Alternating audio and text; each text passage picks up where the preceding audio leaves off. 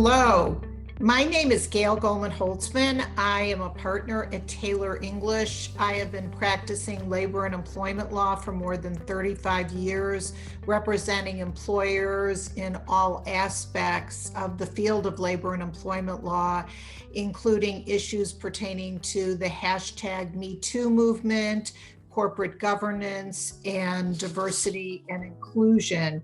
And joining me today is my partner, Rhonda Parish. Rhonda, can you give a brief introduction and background about yourself? Sure, Gail, thanks. As Gail said, I'm Rhonda Parish. I'm a partner in the TEGC, or General Counsel practice at Taylor English. And what we do is provide fractional general counsel services to companies that might be small but growing, or they thought they needed some help with some in-house work but couldn't really justify making that work. We can provide services to them on an as-needed basis or on an all-the-time basis, and really help clients who need the in-house work but can't really afford to set up their whole department yet. Well, Rhonda, you've certainly had great experience in the restaurant industry. And so today we're going to focus on some of the challenges facing women in the restaurant hospitality business.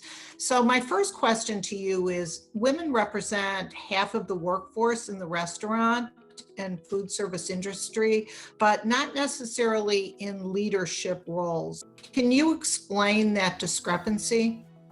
Well, I think you have to start with history.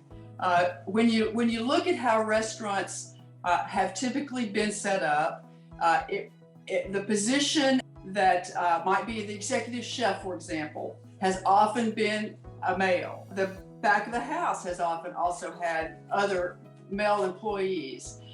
And even more importantly to me, when you look at restaurant companies and you look at the above restaurant employees, and you get into not only the employees, but the executives and the board members, you will see that from a historical perspective, it was often men who made up the vast majority, if not all of the board's membership, and held the executive leadership roles. I'm happy to say that has been changing during my career in the food service industry, and women have achieved seats at the table in the executive ranks of companies, and have been more and more into management roles and on board seats. And so I think all that's helping. So Rhonda, let me just ask you a follow-up question to that. Have any of the results of these changes you've talked about been measured in terms of yield to the business and the benefits to the business for some of these changes, like more women in leadership and more women on corporate boards? Well, absolutely. Every study I have seen that's talked about looking at boards and executive leadership teams, the more that you can diversify that field, those positions, and have women, and not only women but also minorities, brought into these roles, the better you're going to be able to represent your customers and to provide them the services they want and need.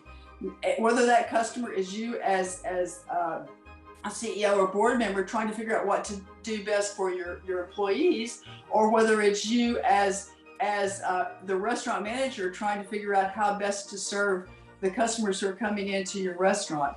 But I don't think you're going to find a study anywhere that doesn't back up what I just told you.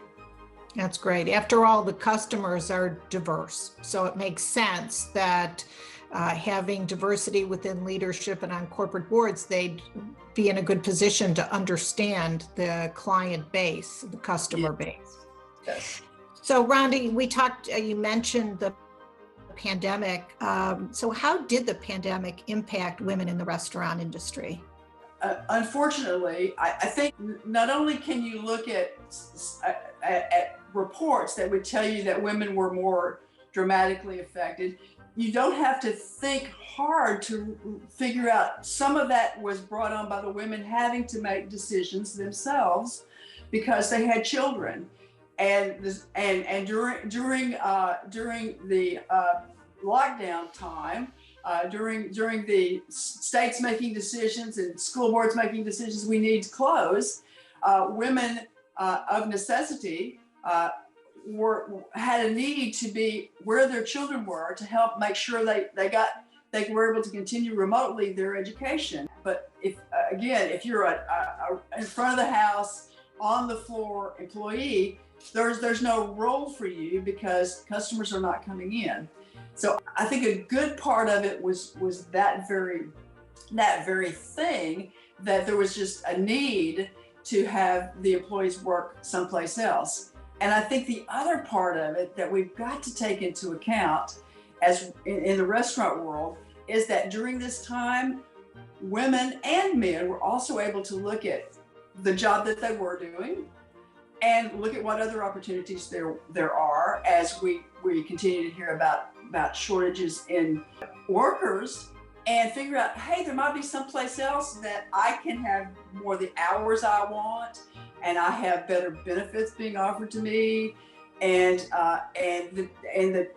it just makes sense for me to look at this as an option as opposed to going back to the restaurant where I was told these are the hours we have for you.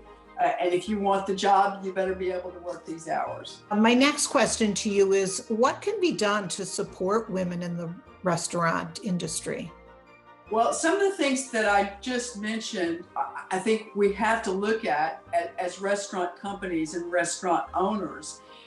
We need to make sure that we provide as much flexibility as we can from an hours standpoint, so that there are jobs available for me as a restaurant employee that fit with my schedule.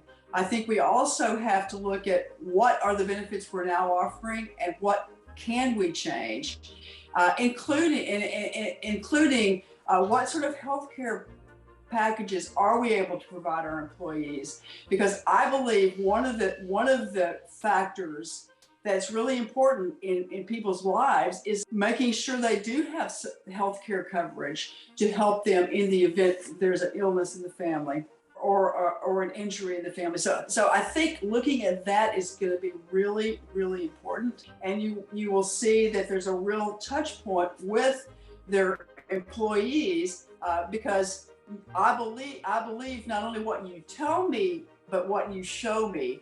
And so I think that there are some real opportunities, again, for women in leadership and for us to find and retain employees. Our last question will be, right now, so many restaurants are experiencing worker shortages. And does this offer advantages for women?